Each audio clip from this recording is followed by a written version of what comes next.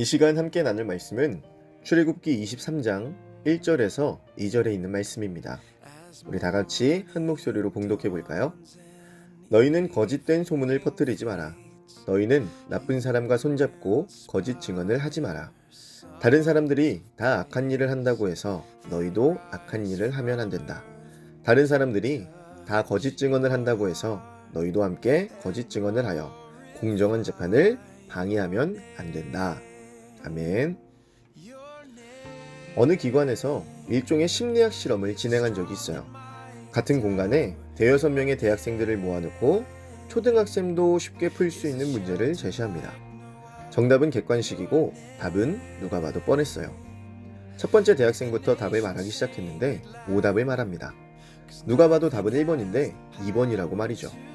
두 번째 대학생도 똑같이 오답을 말합니다. 세 번째, 네 번째도 마찬가지고요. 마지막 대학생은 혼란스러워하기 시작해요. 결국 다른 사람들의 눈치를 살피다가 똑같이 오답을 말해버려요. 사실 이 실험의 대상은 마지막 대학생 혼자뿐이었고 나머지 대학생들은 모두 사전에 섭외된 사람들이었어요. 답은 1번이었지만 사전에 모두 2번이라고 말하기로 약속되어 있었던 거죠. 이 실험은 동조효과에 대한 실험이에요. 심리학 용어로는 동조효과, 사회학 용어로는 군중심리라고도 해요. 군중심리가 뭐예요?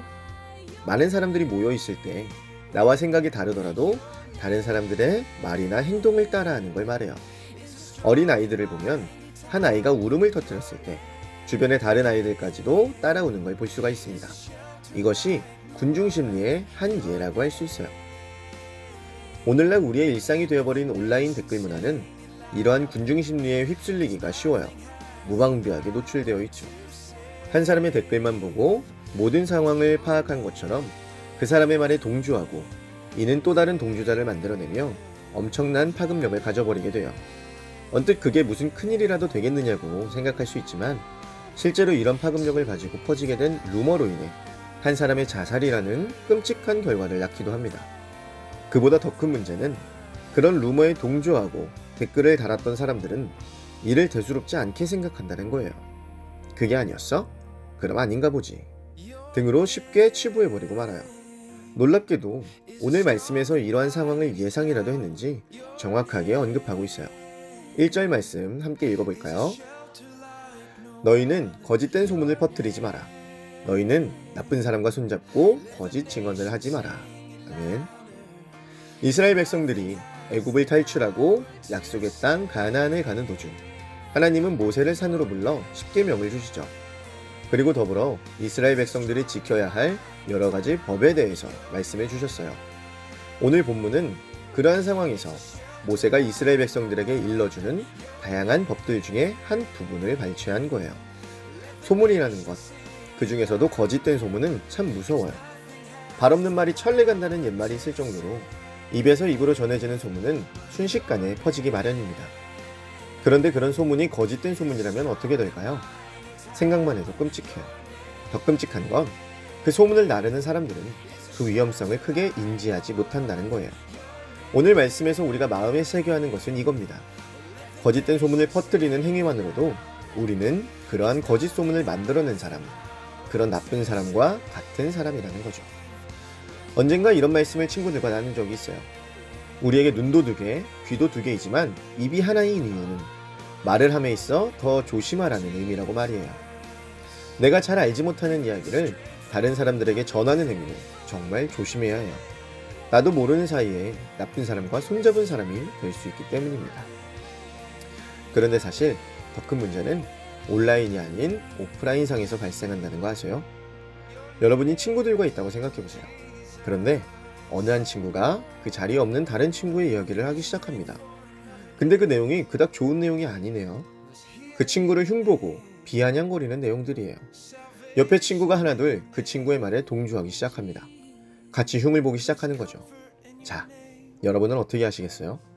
다른 친구를 험담하는 그 분위기에 함께 하시겠어요? 아니면 험담의 진실 여부를 확인하고 틀린 부분이 있다면 바로 잡아주겠어요? 여러 사람이 모여있는 곳에서 다른 사람들과 다른 의견을 낸다는 건 참 어려운 일입니다.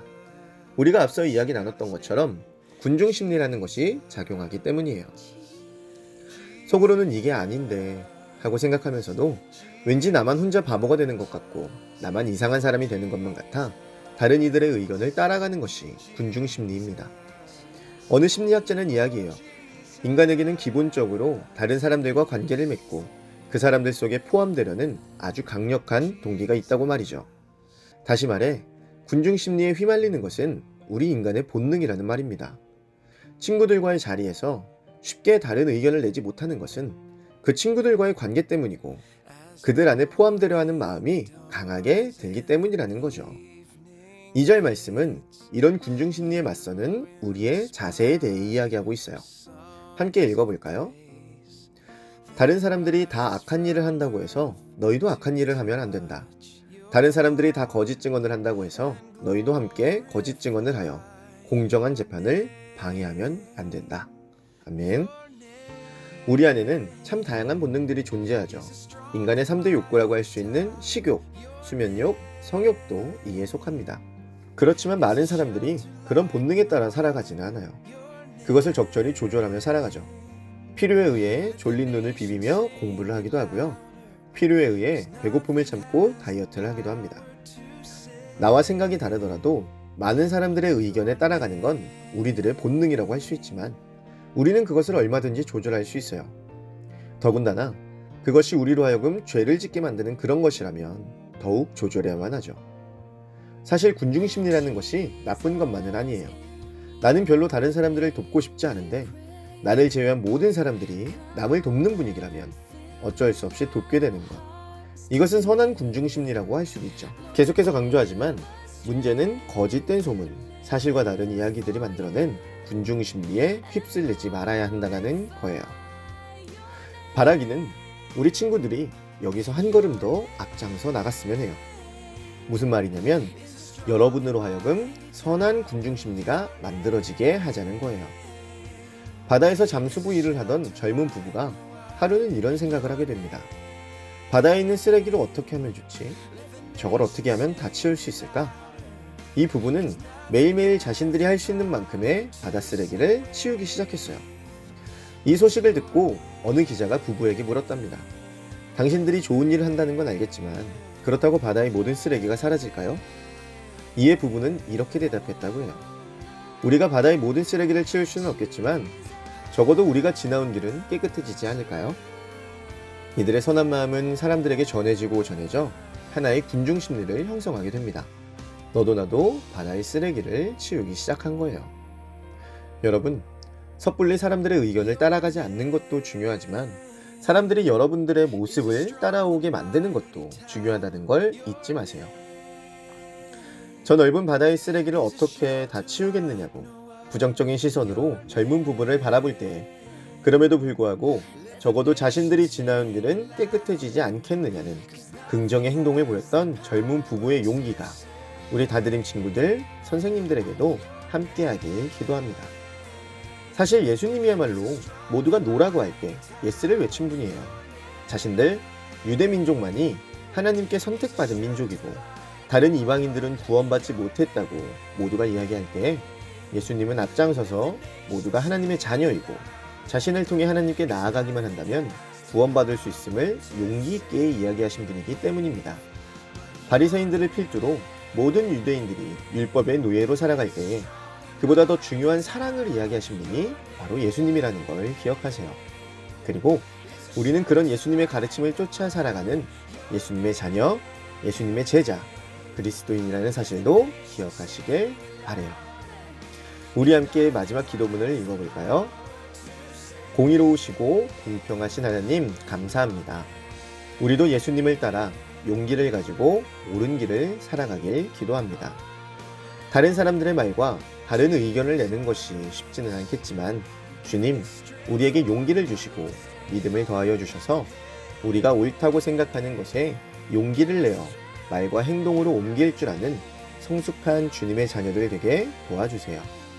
우리의 사소한 말 한마디로 다른 이들이 상처받지 않게 하시고 우리의 사소한 말 한마디로 다른 이들이 위로와 힘을 얻게 해주세요. 감사드리며 이 모든 말씀 사랑이 많으신 예수님의 이름으로 기도드립니다. 아멘. Oh, there's comfort in your name. There is joy in your name. Tender mercy.